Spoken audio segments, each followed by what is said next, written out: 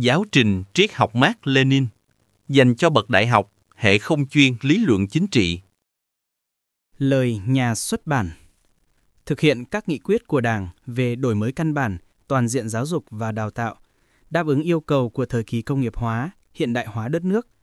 Ngày 28 tháng 3 năm 2014 của Ban Bí thư Trung ương Đảng ban hành kết luận số 94 KL trên TVK về việc tiếp tục đổi mới việc học tập lý luận chính trị trong hệ thống giáo dục quốc dân. Kết luận số 94 KL trên TVK khẳng định đổi mới việc học tập bao gồm cả nội dung, chương trình, phương pháp giảng dạy, xây dựng đội ngũ giáo viên v.v.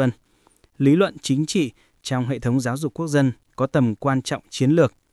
Đồng thời, yêu cầu đổi mới việc học tập lý luận chính trị trong hệ thống giáo dục quốc dân phải tạo bước tiến mới, có kết quả, chất lượng cao hơn, góp phần làm cho chủ nghĩa Mác Lênin, tư tưởng Hồ Chí Minh và đường lối, quan điểm của Đảng giữ vai trò chủ đạo trong đời sống xã hội, bảo đảm thế hệ trẻ Việt Nam luôn trung thành với mục tiêu, lý tưởng của Đảng và với chế độ xã hội chủ nghĩa. Dưới sự chủ trì của Ban Tuyên giáo Trung ương Đảng, Bộ Giáo dục và Đào tạo, trực tiếp là Ban chỉ đạo biên soạn chương trình, giáo trình lý luận chính trị. Trong những năm qua, việc tổ chức biên soạn bộ giáo trình các môn lý luận chính trị được thực hiện nghiêm túc, công phu, cẩn trọng với nguyên tắc cần phân định rõ nội dung của từng đối tượng học, từng cấp học, bậc học, tránh trùng lắp, đồng thời bảo đảm tính liên thông. Phương châm của đổi mới việc học tập lý luận chính trị là cùng với đổi mới về nội dung phải đồng thời đổi mới phương pháp giảng dạy và học tập theo hướng sinh động, mềm dẻo và phù hợp với thực tiễn cũng như đối tượng học tập, tạo được sự hứng thú và có trách nhiệm cho người dạy và người học. Đối với sinh viên đại học hệ không chuyên lý luận chính trị, phải xây dựng các bài giảng chung, tổng hợp các vấn đề cơ bản nhất về chủ nghĩa Mác Lênin, trọng tâm là về chủ nghĩa duy vật biện chứng, chủ nghĩa duy vật lịch sử, gắn với tư tưởng Hồ Chí Minh và đường lối, quan điểm của Đảng.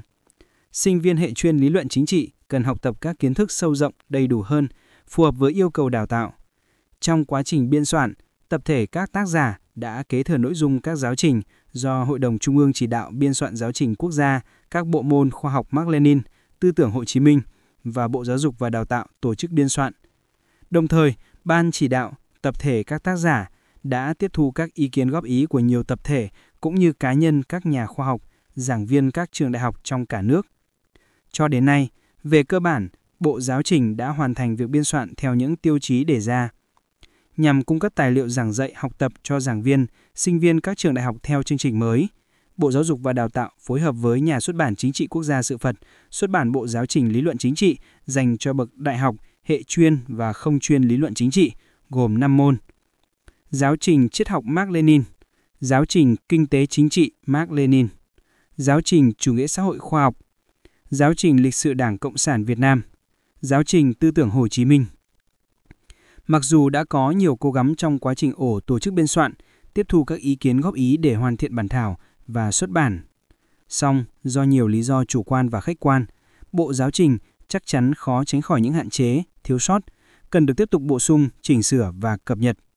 Rất mong nhận được các ý kiến góp ý của bạn đọc để Bộ Giáo trình được hoàn thiện hơn trong những lần xuất bản sau. Thư góp ý xin gửi về Vụ Giáo dục Đại học, Bộ Giáo dục và Đào tạo, số 35 Đại Cổ Việt, Hà Nội, hoặc Nhà xuất bản Chính trị Quốc gia Sự Thật, số 6/86 Duy Tân, Cầu Giấy, Hà Nội, email sự thật@nxbctqg.vn. Trân trọng giới thiệu Bộ Giáo trình với đông đảo bạn đọc tháng 6 năm 2021. Chương 1. Khái lượng về triết học và triết học Mác Lênin. A. Mục tiêu. 1. Về kiến thức. Trang bị cho sinh viên những tri thức cơ bản về triết học nói chung, những điều kiện ra đời của triết học Mác Lênin, đồng thời giúp sinh viên nhận thức được thực chất của cách mạng trong triết học do các Mác và Phê Engels thực hiện và các giai đoạn hình thành, phát triển triết học Mác Lênin, vai trò của triết học Mác Lênin trong đời sống xã hội và trong thời đại ngày nay. 2. Về kỹ năng. Giúp sinh viên biết vận dụng tri thức đã học làm cơ sở cho việc nhận thức những nguyên lý cơ bản của triết học Mác Lênin, biết đấu tranh chống lại những luận điểm sai trái, phủ nhận sự hình thành, phát triển triết học Mác Lênin. 3. về tư tưởng, giúp sinh viên củng cố niềm tin vào bản chất khoa học và cách mạng của chủ nghĩa Mác Lênin nói chung và triết học Mác Lênin nói riêng. B. Nội dung. Một lớn, triết học và vấn đề cơ bản của triết học. 1. Khái luận về triết học. A. Nguồn gốc của triết học. Là một loại hình nhận thức đặc thù của con người, triết học ra đời ở cả phương Đông và phương Tây gần như cùng một thời gian, khoảng từ thế kỷ 8 đến thế kỷ 6 trước công nguyên, tại các trung tâm văn minh lớn của nhân loại thời cổ đại. Ý thức triết học xuất hiện không ngẫu nhiên mà có nguồn gốc thực tế từ tồn tại xã hội với một trình độ nhất định của sự phát triển văn minh, văn hóa và khoa học. Con người với kỳ vọng được đáp ứng nhu cầu về nhận thức và hoạt động thực tiễn của mình đã sáng tạo ra những luận thuyết chung nhất, có tính hệ thống phản ánh thế giới xung quanh và thế giới của chính con người. Triết học là dạng tri thức lý luận xuất hiện sớm nhất trong lịch sử các loại hình lý luận của nhân loại. Với tư cách là một hình thái ý thức xã hội, triết học có nguồn gốc nhận thức và nguồn gốc xã hội. Sao? Nguồn gốc nhận thức. Nhận thức thế giới là một nhu cầu tự nhiên, khách quan của con người. Về mặt lịch sử, tư duy huyền thoại và tín ngưỡng nguyên thủy là loại hình triết lý đầu tiên mà con người dùng để giải thích thế giới bí ẩn xung quanh mình. Người nguyên thủy kết nối những hiểu biết rời rạc, mơ hồ, phi logic v.v. của mình trong các quan niệm đầy xúc cảm và hoang tưởng thành những huyền thoại để giải thích mọi hiện tượng. Đỉnh cao của tư duy huyền thoại và tín ngưỡng nguyên thủy là kho tàng những câu chuyện thần thoại và những tôn giáo sơ khai như Totem giáo, Bái vật giáo, Sa-man giáo. Thời kỳ triết học ra đời cũng là thời kỳ suy giảm và thu hẹp phạm vi của các loại hình tư duy huyền thoại và tôn giáo nguyên thủy. Triết học chính là hình thức tư duy lý luận đầu tiên trong lịch sử tư tưởng nhân loại thay thế được cho tư duy huyền thoại và tôn giáo. Khi sống và cải biến thế giới, con người từng bước có kinh nghiệm và có tri thức về thế giới. Ban đầu là những tri thức cụ thể, riêng lẻ, cảm tính. Cùng với sự tiến bộ của sản xuất và đời sống, nhận thức của con người dần dần đạt đến trình độ cao hơn trong việc giải thích thế giới một cách hệ thống, logic và nhân quả. Mối quan hệ giữa cái đã biết và cái chưa biết là đối tượng, đồng thời là động lực đòi hỏi nhận thức ngày càng quan tâm sâu sắc hơn đến cái chung, những quy luật chung. Sự phát triển của tư duy trừu tượng và năng lực khái quát trong quá trình nhận thức sẽ đến lúc làm cho các quan niệm chung nhất về thế giới và về vai trò của con người trong thế giới đó hình thành. Đó là lúc triết học ra đời như một loại hình tư duy lý luận đối lập với các giáo lý tôn giáo và triết lý huyền thoại. Vào thời cổ đại, khi các loại hình tri thức còn ở trong tình trạng tản mạn, dung hợp và sơ khai, các khoa học độc lập chưa hình thành, thì triết học đóng vai trò là dạng nhận thức lý luận tổng hợp, giải quyết tất cả các vấn đề lý luận chung về tự nhiên, xã hội và tư duy. Từ buổi đầu lịch sử triết học và tới tận thời kỳ Trung Cổ, triết học vẫn là tri thức bao trùm, là khoa học của các khoa học. Trong hàng ngàn năm đó, triết học được coi là có sứ mệnh mang trong mình mọi trí tuệ của nhân loại. Sự dung hợp đó của triết học một phần phản ánh tình trạng chưa minh mẫn của các khoa học chuyên ngành. Mặt khác, nói lên nguồn gốc nhận thức của chính triết học. Triết học không thể hình thành từ mảnh đất trống mà phải dựa vào các tri thức khác để khái quát và định hướng ứng dụng. Các loại hình tri thức cụ thể ở thế kỷ 7 đến thế kỷ vào thời cổ đại, khi các loại hình tri thức còn ở trong tình trạng tản mạn, dung hợp và sơ khai, các khoa học độc lập chưa hình thành, thì triết học đóng vai trò là dạng nhận thức lý luận tổng hợp, giải quyết tất cả các vấn đề lý luận chung về tự nhiên, xã hội và tư duy. Từ buổi đầu lịch sử triết học và tới tận thời kỳ Trung Cổ, triết học vẫn là tri thức bao trùm, là khoa học của các khoa học. Trong hàng ngàn năm đó, triết học được coi là có sứ mệnh mang trong mình mọi trí tuệ của nhân loại. Sự dung hợp đó của triết học một phần phản ánh tình trạng chưa minh mẫn của các khoa học chuyên ngành. Mặt khác, nói lên nguồn gốc nhận thức của chính triết học. Triết học không thể hình thành từ mảnh thức trống mà phải dựa vào các tri thức khác để khái quát và định hướng ứng dụng. Các loại hình tri thức cụ thể ở thế kỷ 7 đến thế kỷ ở châu Âu thời bấy giờ đã đạt đến mức mà đến nay còn khiến con người ngạc nhiên. Giải phẫu học cổ đại đã phát hiện ra những tỷ lệ đặc biệt cân đối của cơ thể người và những tỷ lệ này đã trở thành những chuẩn mực vàng trong hội họa và kiến trúc cổ đại, góp phần tạo nên một số kỳ quan của thế giới. Dựa trên những tri thức như vậy, triết học ra đời và khái quát các tri thức riêng lẻ thành luận thuyết, trong đó có những khái niệm phạm trù và quy luật của mình. Như vậy, nói đến nguồn gốc nhận thức của triết học là nói đến sự hình thành, phát triển của tư duy trừu tượng, của năng lực khái quát trong nhận thức của con người. Đến một giai đoạn nhất định, tri thức cụ thể, riêng lẻ về thế giới phải được tổng hợp, trừu tượng hóa, khái quát hóa thành những khái niệm, phạm trù, quan điểm, quy luật, luận thuyết đủ sức phổ quát để giải thích thế giới. Triết học ra đời đáp ứng nhu cầu đó của nhận thức. Do nhu cầu của sự tồn tại, con người không thỏa mãn với các tri thức riêng lẻ cục bộ về thế giới, càng không thỏa mãn với cách giải thích của các tín điều và giáo lý tôn giáo. Tư duy triết học bắt đầu từ các triết lý, từ sự khôn ngoan, từ tình yêu sự thông thái dần hình thành các hệ thống những tri thức chung nhất về thế giới. Triết học chỉ ra đời khi kho tàng tri thức của loài người đã hình thành được một vốn hiểu biết nhất định, và trên cơ sở đó, tư duy con người cũng đã đạt đến trình độ có khả năng rút ra được cái chung trong muôn vàn những sự kiện hiện tượng riêng lẻ. Sao? Nguồn gốc xã hội. Triết học không ra đời trong xã hội mông mụi dã man. Như các Marx nói, triết học không treo lơ lửng ở ngoài thế giới, cũng như bộ não không tồn tại bên ngoài con người. Triết học ra đời khi nền sản xuất xã hội đã có sự phân công lao động, và loài người đã xuất hiện giai cấp, tức là khi chế độ cộng sản nguyên thủy tan rã, chế độ chiếm hữu nô lệ đã hình thành.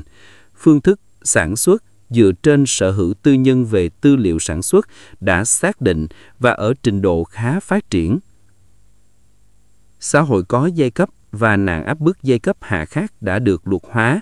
Nhà nước, công cụ trấn áp và điều hòa lợi ích giai cấp đủ trưởng thành, từ chỗ là tôi tớ của xã hội biến thành chủ nhân của xã hội. Gắn liền với các hiện tượng xã hội trên là lao động trí óc đã tách khỏi lao động chân tay. Tri thức xuất hiện như một tầng lớp xã hội, có vị thế xã hội xác định. Vào khoảng thế kỷ 7 đến thế kỷ 5 trước công nguyên, tầng lớp quý tộc, tăng lữ, điền chủ, nhà buôn, binh lính đã chú ý đến học hành. Hoạt động giáo dục đã trở thành một nghề trong xã hội. Tri thức toán học, địa lý, thiên văn, cơ học, luật pháp, y học, v.v. đã được giảng dạy, tức là tầng lớp tri thức đã được xã hội ít nhiều trọng vọng. Tầng lớp này có điều kiện và nhu cầu nghiên cứu, có năng lực hệ thống hóa các quan niệm, các quan điểm thành học thuyết, lý luận có tính hệ thống, giải thích được sự vận động, quy luật hay các quan hệ nhân quả của một đối tượng nhất định, được xã hội công nhận là các nhà thông thái, các nhà triết gia, wise men, sage, scholar, philosopher, tức là các nhà tư tưởng. Về mối quan hệ giữa các nhà triết gia với cội nguồn của mình, các Marx nhận xét. Nhưng các triết gia không mọc lên như nấm từ trái đất, họ là sản phẩm của thời đại của mình, của dân tộc mình, mà dòng sữa tinh túy nhất, quý giá và vô hình được tập trung lại trong những tư tưởng triết học. Triết học là thuật ngữ được sử dụng lần đầu tiên trong trường phái Socrates, còn thuật ngữ triết gia, tức là philosophos, đầu tiên xuất hiện ở Heraclitus. Như vậy, triết học chỉ ra đời khi xã hội loài người đã đạt đến một trình độ tương đối cao của sản xuất xã hội, phân công lao động xã hội hình thành, của cải tương đối dư dả, tư hữu hóa tư liệu sản xuất được luật định, giai cấp phân hóa rõ và mạnh, nhà nước, công cụ trấn áp và điều hòa lợi ích giai cấp đủ trưởng thành, từ chỗ là tôi tớ của xã hội biến thành chủ nhân của xã hội. Trong một xã hội như vậy, tầng lớp trí thức xuất hiện, giáo dục và nhà trường hình thành và phát triển.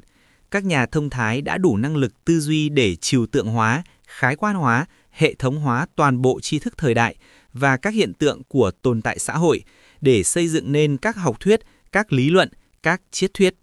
Với sự tồn tại mang tính pháp lý của chế độ sở hữu tư nhân về tư liệu sản xuất, của trật tự giai cấp và của bộ máy nhà nước, triết học đã mang trong mình tính giai cấp sâu sắc. Nó công khai tính đảng, là phục vụ cho lợi ích của những giai cấp, những lực lượng xã hội nhất định. Nguồn gốc nhận thức và nguồn gốc xã hội của sự ra đời của triết học chỉ là sự phân chia có tính chất tương đối để hiểu triết học đã ra đời trong điều kiện nào và với những tiền đề như thế nào. Trong thực tế của xã hội loài người, khoảng hơn 2.500 năm trước, triết học ở Athens hay Trung Hoa và Ấn Độ cổ đại đều bắt đầu từ sự giao giảng của các triết gia. Không nhiều người trong số họ được xã hội thừa nhận ngay. Sự tranh cãi và phê phán thường khá quyết liệt ở cả phương Đông và phương Tây. Không ít quan điểm, học thuyết phải mãi đến nhiều thế hệ sau mới được khẳng định. Cũng có những nhà triết học phải hy sinh mạng sống của mình để bảo vệ học thuyết, quan điểm mà họ cho là chân lý. Thực ra, những bằng chứng thể hiện sự hình thành triết học hiện không còn nhiều. Đa số tài liệu triết học thành văn thời cổ đại Hy Lạp đã mất hoặc không còn nguyên vẹn. Thời tiền cổ đại, pre-classical period, chỉ còn lại một ít các câu trích, chú giải và bản ghi tóm lược do các tác giả đời sau viết lại. Tất cả tác phẩm của Platon, khoảng 1/3 tác phẩm của Aristotle và một số ít tác phẩm của Theophrastus, người kế thừa Aristotle, đã bị thất lạc. Một số tác phẩm chữ Latin và Hy Lạp của trường phái Epicurus, Epicure, 341 đến 270 trước công nguyên, chủ nghĩa khắc kỷ, Stoicism và hoài nghi luận của thời hậu văn hóa Hy Lạp cũng vậy. B. Khái niệm triết học. Ở Trung Quốc, chữ triết đã có từ rất sớm và ngày nay chữ triết học được coi là tương đương với thuật ngữ philosophia của Hy Lạp, với ý nghĩa là sự truy tìm bản chất của đối tượng nhận thức, thường là con người, xã hội, vũ trụ và tư tưởng. Triết học là biểu hiện cao của trí tuệ, là sự hiểu biết sâu sắc của con người về toàn bộ thế giới thiên, địa, nhân và định hướng nhân sinh quan cho con người. Ở Ấn Độ, thuật ngữ Darshana, triết học, nghĩa gốc là chiêm ngưỡng, hàm ý là tri thức dựa trên lý trí, là con đường suy ngẫm để dẫn dắt con người đến với lẽ phải. Ở phương Tây, thuật ngữ triết học như đang được sử dụng phổ biến hiện nay, cũng như trong tất cả các hệ thống nhà trường, chính là philosophia, tiếng Hy Lạp, được sử dụng nghĩa gốc sang các ngôn ngữ khác, philosophy, philosophy, philosophia. Triết học, philosophia, xuất hiện ở Hy Lạp cổ đại với nghĩa là yêu mến sự thông thái. Người Hy Lạp cổ đại quan niệm philosophia vừa mang nghĩa là giải thích vũ trụ, định hướng nhận thức và hành vi, vừa nhấn mạnh đến khát vọng tìm kiếm chân lý của con người. Như vậy, cả ở phương Đông và phương Tây, ngay từ đầu, triết học đã là hoạt động tinh thần bậc 2, là loại hình nhận thức có trình độ trừu tượng hóa và khái quát hóa rất cao. Triết học nhìn nhận và đánh giá đối tượng thông qua thực tế và thông qua hiện tượng quan sát được về con người và vũ trụ.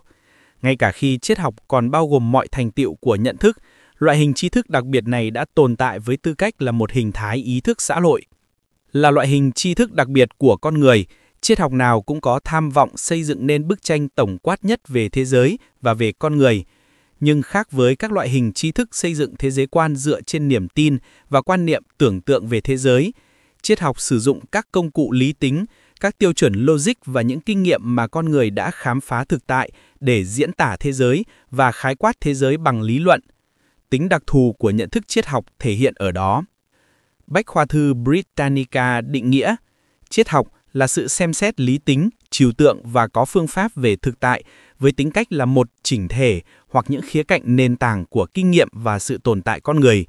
Sự truy vấn triết học, philosophical inquiry, là thành phần trung tâm của lịch sử trí tuệ của nhiều nền văn minh. Bách khoa thư triết học mới của Viện Triết học Nga xuất bản năm 2001 đưa ra định nghĩa. Triết học là hình thức đặc biệt của nhận thức và ý thức xã hội về thế giới, được thể hiện thành hệ thống tri thức về những nguyên tắc cơ bản và nền tảng của tồn tại con người, về những đặc trưng bản chất nhất của mối quan hệ giữa con người với tự nhiên, với xã hội và với đời sống tinh thần.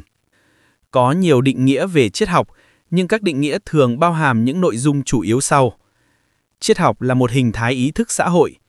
Khách thể khám phá của triết học là thế giới gồm cả thế giới bên trong và bên ngoài con người, trong hệ thống chỉnh thể toàn vẹn vốn có của nó. Triết học giải thích tất cả mọi sự vật, hiện tượng, quá trình và quan hệ của thế giới, với mục đích tìm ra những quy luật phổ biến nhất, chi phối, quy định và quyết định sự vận động của thế giới, của con người và của tư duy. Với tư cách là loại hình nhận thức đặc thù, độc lập với khoa học và khác biệt với tôn giáo, tri thức triết học mang tính hệ thống, logic và trừu tượng về thế giới, bao gồm những nguyên tắc cơ bản, những đặc trưng bản chất và những quan điểm nền tảng về mọi tồn tại. Triết học là hạt nhân của thế giới quan. Triết học là hình thái đặc biệt của ý thức xã hội, được thể hiện thành hệ thống các quan điểm lý luận chung nhất về thế giới, về con người và về tư duy của con người trong thế giới ấy. Với sự ra đời của triết học Mác Lênin, triết học là hệ thống quan điểm lý luận chung nhất về thế giới và vị trí con người trong thế giới đó, là khoa học về những quy luật vận động phát triển chung nhất của tự nhiên, xã hội và tư duy. Triết học khác với các khoa học khác ở tính đặc thù của hệ thống tri thức khoa học và phương pháp nghiên cứu. Tri thức khoa học triết học mang tính khái quát khao dựa trên sự trừu tượng hóa sâu sắc về thế giới, về bản chất cuộc sống con người. Phương pháp nghiên cứu của triết học là xem xét thế giới như một chỉnh thể trong mối quan hệ giữa các yếu tố và tìm cách đưa ra một hệ thống quan niệm về chỉnh thể đó. Triết học là diễn tả thế giới quan bằng lý luận. Điều đó chỉ có thể thực hiện được khi triết học dựa trên cơ sở tổng kết toàn bộ lịch sử của khoa học và lịch sử của bản thân tư tưởng triết học nhân loại. Không phải mọi triết học đều là khoa học, song các học thuyết triết học đều có đóng góp ít nhiều nhất định cho sự hình thành tri thức khoa học triết học trong lịch sử, là những vòng khanh, những mắt khanh trên đường xoáy óc vô tận của lịch sử tư tưởng triết học nhân loại. Trình độ khoa học của một học thuyết triết học phụ thuộc vào sự phát triển của đối tượng nghiên cứu, hệ thống tri thức và hệ thống phương pháp nghiên cứu. C. Đối tượng của triết học trong lịch sử. Cùng với quá trình phát triển của xã hội, nhận thức và bản thân triết học, trên thực tế, nội dung đối tượng của triết học cũng thay đổi trong các trường phái triết học khác nhau. Đối tượng của triết học là các quan hệ phổ biến và các quy luật chung nhất của toàn bộ tự nhiên, xã hội và tư duy. Ngay từ khi ra đời, triết học được xem là hình thái cao nhất của tri thức, bao hàm trong nó tri thức của tất cả các lĩnh vực mà mãi về sau, từ thế kỷ 15 đến thế kỷ 17 mới dần thuộc về các ngành khoa học riêng. Nền triết học tự nhiên là khái niệm chỉ triết học ở phương Tây, thời kỳ bao gồm tất cả những tri thức mà con người có được, trước hết là các tri thức thuộc khoa học tự nhiên sau này như toán học, vật lý học, thiên văn học. Theo Stephen Hawking, Ian Kant là người đứng ở đỉnh cao nhất trong số các nhà triết học vĩ đại của nhân loại. Những người coi toàn bộ kiến thức của loài người, trong đó có khoa học tự nhiên, là thuộc về lĩnh vực của họ. Đây là nguyên nhân làm nảy sinh quan niệm vừa tích cực vừa tiêu cực rằng triết học là khoa học của mọi khoa học. Ở thời kỳ Hy Lạp cổ đại, nền triết học tự nhiên đã đạt được những thành tựu vô cùng rực rỡ, mà các hình thức muôn hình muôn vẻ của triết học Hy Lạp cổ đại đã có mầm mống và đang nảy nở hầu hết các loại thế giới quan sau này, như đánh giá của Fredrik Engel. Ảnh hưởng của triết học Hy Lạp cổ đại còn in đậm dấu ấn đến sự phát triển của tư tưởng triết học ở Tây Âu mãi về sau. Ở Tây Âu thời Trung Cổ, khi quyền lực của giáo hội bao trùm mọi lĩnh vực đời sống xã hội, thì triết học trở thành nữ tỳ của thần học. Nền triết học tự nhiên bị thay bằng nền triết học kinh viện. Triết học trong đêm trường Trung Cổ chịu sự quy định và chi phối của hệ tư tưởng Kitô giáo. Đối tượng của triết học kinh viện chỉ tập trung vào các chủ đề như niềm tin tôn giáo, thiên đường, địa ngục, mặc khải hoặc chú giải các tín điều phi thế tục, những nội dung nặng về tư biện. Phải đến sau cuộc cách mạng Copernic, các khoa học Tây Âu thế kỷ 15-16 mới dần phục hưng, tạo cơ sở tri thức cho sự phát triển mới của triết học. Cùng với sự hình thành và củng cố quan hệ sản xuất tư bản chủ nghĩa, để đáp ứng các yêu cầu của thực tiễn, đặc biệt yêu cầu của sản xuất công nghiệp, các bộ môn khoa học chuyên ngành, trước hết là các khoa học thực nghiệm đã ra đời. Những phát hiện lớn về địa lý và thiên văn cùng những thành tựu khác của khoa học thực nghiệm thế kỷ 15-16 đã thúc đẩy cuộc đấu tranh giữa khoa học, triết học duy vật với chủ nghĩa duy tâm và tôn giáo. Vấn đề đối tượng của triết học bắt đầu được đặt ra. Những đỉnh cao mới trong chủ nghĩa duy vật thế kỷ 17-18 đã xuất hiện ở Anh, Pháp, Hà Lan, với những đại biểu tiêu biểu như F. Bacon, Th. Hofstede, Anh, D. Diderot, C. Helvetius, Pháp, B. Spinoza, Hà Lan, V.I. Lenin đặc biệt đánh giá cao công lao của các nhà duy vật Pháp thời kỳ này đối với sự phát triển chủ nghĩa duy vật trong lịch sử triết học trước các Marx. V.I. Lenin viết, trong suốt cả lịch sử hiện đại của châu Âu và nhất là vào cuối thế kỷ 18 ở nước Pháp, nơi đã diễn ra một cuộc quyết chiến chống tất cả những rác rưởi của thời Trung Cổ, chống chế độ phong kiến trong các thiết chế và tư tưởng, thì chỉ có chủ nghĩa duy vật là triết học duy nhất triệt để, trung thành với tất cả các học thuyết của khoa học tự nhiên, thù địch với mê tín, với thói đạo đức giả, vân vân. Bên cạnh chủ nghĩa duy vật Anh và Pháp thế kỷ 17-18, tư duy triết học cũng phát triển mạnh trong các học thuyết triết học duy tâm. Đỉnh cao là Kant và Hegel, đại biểu xuất sắc của triết học cổ điển Đức. Triết học tạo điều kiện cho sự ra đời của các khoa học, nhưng sự phát triển của các khoa học chuyên ngành cũng từng bước xóa bỏ vai trò của triết học tự nhiên cũ, làm phá sản tham vọng của triết học, muốn đóng vai trò là khoa học của các khoa học. Triết học Hegel là học thuyết triết học cuối cùng thể hiện tham vọng đó. Hegel tự coi triết học của mình là một hệ thống nhận thức phổ biến, trong đó những ngành khoa học riêng biệt chỉ là những mắt khâu phụ thuộc vào triết học, là logic học ứng dụng. Hoàn cảnh kinh tế xã hội và sự phát triển mạnh mẽ của khoa học vào đầu thế kỷ 19 đã dẫn đến sự ra đời của triết học Marx. Đoạn tuyệt triệt để với quan niệm triết học là khoa học của các khoa học, triết học Marx xác định đối tượng nghiên cứu của mình là tiếp tục giải quyết mối quan hệ giữa tồn tại và tư duy, giữa vật chất và ý thức trên lập trường duy vật triệt để và nghiên cứu những quy luật chung nhất của tự nhiên, xã hội và tư duy. Các nhà triết học Marxist về sau đã đánh giá, với các Marx, lần đầu tiên trong lịch sử, đối tượng của triết học được xác lập một cách hợp lý. Vấn đề tư cách khoa học của triết học và đối tượng của triết học đã gây ra những cuộc tranh luận kéo dài cho đến hiện nay. Nhiều học thuyết triết học hiện đại ở phương Tây muốn từ bỏ quan niệm truyền thống về triết học, xác định đối tượng nghiên cứu riêng cho mình như mô tả những hiện tượng tinh thần, phân tích ngữ nghĩa, chú giải văn bản, vân vân. Mặc dù vậy, cái chung trong các học thuyết triết học là nghiên cứu những vấn đề chung nhất của giới tự nhiên, của xã hội và con người, mối quan hệ của con người, của tư duy con người nói riêng với thế giới. D. Triết học, hạt nhân lý luận của thế giới quan. 1. Thế giới quan. Nhu cầu tự nhiên của con người về mặt nhận thức là muốn biết đến tận cùng, sâu sắc và toàn diện về mọi hiện tượng, sự vật, quá trình. Nhưng tri thức mà con người và cả loài người ở thời nào cũng có hạn, là phần quá nhỏ bé so với thế giới cần nhận thức. Đó là tình huống có vấn đề của mọi tranh luận triết học và tôn giáo. Bằng trí tuệ duy lý, kinh nghiệm và sự mẫn cảm của mình, con người buộc phải xác định những quan điểm về toàn bộ thế giới, làm cơ sở để định hướng cho nhận thức và hành động của mình. Đó chính là thế giới quan. Tương tự như các tiên đề, với thế giới quan, sự chứng minh nào cũng không đủ căn cứ, trong khi niềm tin lại mách bảo độ tin cậy. Thế giới quan là khái niệm có gốc từ tiếng Đức, Weltanschauung, lần đầu tiên được Kant sử dụng trong tác phẩm phê phán năng lực phán đoán Kritik der Urteilskraft 1790, dùng để chỉ thế giới quan sát được, với nghĩa là thế giới trong sự cảm nhận của con người. Sau đó, F. Schelling đã bổ sung thêm cho khái niệm này một nội dung quan trọng là khái niệm thế giới quan luôn có sẵn trong mình một sơ đồ xác định về thế giới, một sơ đồ mà không cần tới một sự giải thích lý thuyết nào cả. Chính theo nghĩa này mà Hegel đã nói đến thế giới quan đạo đức, G.W. Goethe nói đến thế giới quan thơ ca, còn R. Ranke nói đến thế giới quan tôn giáo. Kể từ đó, khái niệm thế giới quan như cách hiểu ngày nay đã phổ biến trong tất cả các trường phái triết học. Khái niệm thế giới quan, hiểu một cách ngắn gọn, là hệ thống quan điểm của con người về thế giới. Có thể định nghĩa, thế giới quan là khái niệm triết học chỉ hệ thống các tri thức, quan điểm, tình cảm, niềm tin, lý tưởng, xác định về thế giới và về vị trí của con người, bao hàm cả cá nhân, xã hội và nhân loại trong thế giới đó. Thế giới quan quy định các nguyên tắc, thái độ, giá trị trong định hướng nhận thức và hoạt động thực tiễn của con người. Những cảnh báo chung về thế giới, cảm nhận về thế giới, nhận thức chung về cuộc đời khá gần gũi với khái niệm thế giới quan.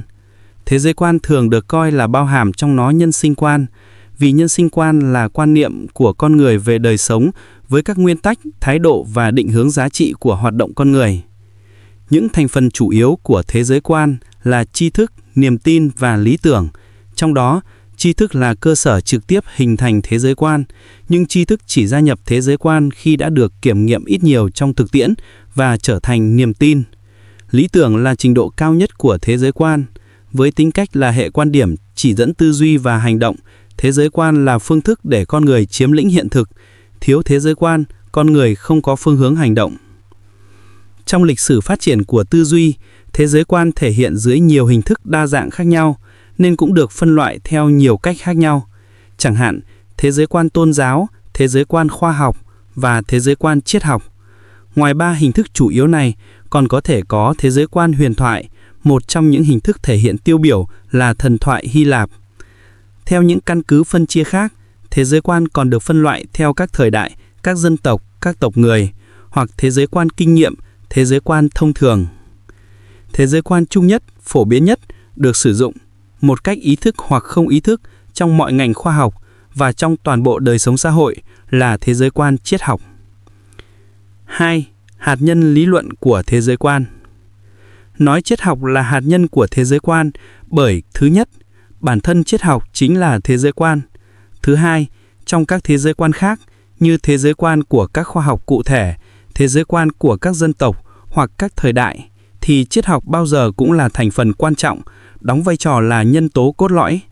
Thứ ba, với các loại thế giới quan tôn giáo, thế giới quan kinh nghiệm hoặc thế giới quan thông thường, thì triết học bao giờ cũng có ảnh hưởng và chi phối, dù có thể không tự giác. Thứ tư, thế giới quan triết học như thế nào sẽ quy định các thế giới quan và các quan niệm khác như thế. Thế giới quan duy vật biện chứng được coi là đỉnh cao của các loại thế giới quan đã từng có trong lịch sử, vì thế giới quan này đòi hỏi thế giới phải được xem xét dựa trên những nguyên lý về mối liên hệ phổ biến và nguyên lý về sự phát triển. Từ đây, thế giới và con người được nhận thức theo quan điểm toàn diện, lịch sử, cụ thể và phát triển. Thế giới quan duy vật biện chứng bao gồm tri thức khoa học, niềm tin khoa học và lý tưởng cách mạng. Khi thực hiện chức năng của mình, những quan điểm thế giới quan luôn có xu hướng được lý tưởng hóa thành những khuôn mẫu văn hóa điều chỉnh hành vi. Ý nghĩa to lớn của thế giới quan thể hiện trước hết là ở điểm này. Thế giới quan đóng vai trò đặc biệt quan trọng trong cuộc sống của con người và xã hội loài người, bởi lẽ, thứ nhất, những vấn đề được triết học đặt ra và tìm lời giải đáp trước hết là những vấn đề thuộc thế giới quan. Thứ hai, thế giới quan đúng đắn là tiền đề quan trọng để xác lập phương thức tư duy hợp lý và nhân sinh quan tích cực trong khám phá và chinh phục thế giới. Trình độ phát triển của thế giới quan là tiêu chí quan trọng đánh giá sự trưởng thành của mỗi cá nhân cũng như mỗi cộng đồng xã hội nhất định. Thế giới quan tôn giáo cũng là thế giới quan chung nhất, có ý nghĩa phổ biến đối với nhận thức và hoạt động thực tiễn của con người. Nhưng do bản chất là đặt niềm tin vào các tín điều, coi tín ngưỡng cao hơn lý trí, phủ nhận tính khách quan của tri thức khoa học nên không được ứng dụng trong khoa học và thường dẫn đến sai lầm tiêu cực trong hoạt động thực tiễn. Thế giới quan tôn giáo phù hợp hơn với những trường hợp con người không thể giải thích. Trên thực tế, có không ít nhà khoa học sùng đạo mà vẫn có phát minh, nhưng với những trường hợp này, mọi giải thích bằng nguyên nhân tôn giáo đều không thuyết phục. Cần phải lý giải kỹ lưỡng hơn và sâu sắc hơn bằng những nguyên nhân vượt ra ngoài những giới hạn của các tín điều. Không ít người, trong đó có các nhà khoa học chuyên ngành, thường định kiến với triết học, không thừa nhận triết học có ảnh hưởng hay chi phối thế giới quan của mình. Tuy nhiên, với tư cách là một loại tri thức vĩ mô, giải quyết các vấn đề chung nhất của đời sống, ẩn giấu sâu trong mỗi suy nghĩ và hành vi của con người, tư duy triết học là một thành tố hữu cơ trong tri thức khoa học, cũng như trong tri thức thông thường, là chỗ dựa tiềm thức của kinh nghiệm cá nhân, dù các cá nhân cụ thể có hiểu biết ở trình độ nào và thừa nhận đến đâu vai trò của triết học. Con người không có cách nào tránh được việc phải giải quyết các quan hệ ngẫu nhiên, tất yếu hay nhân quả trong hoạt động của họ, cả trong hoạt động khoa học chuyên sâu, cũng như trong đời sống thường ngày. Nghĩa là, dù hiểu biết sâu hay nông cạn về triết học, dù yêu thích hay ghét bỏ triết học, con người vẫn bị chi phối bởi triết học. Triết học vẫn có mặt trong thế giới quan của mỗi người.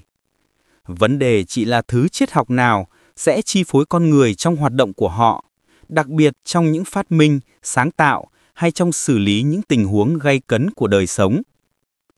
Trong tác phẩm Biện chứng của tự nhiên, Phở Engel đã viết: Những ai phỉ báng triết học nhiều nhất lại chính là những kẻ nô lệ của những tàn tích thông tục hóa, tồi tệ nhất của những học thuyết triết học tồi tệ nhất.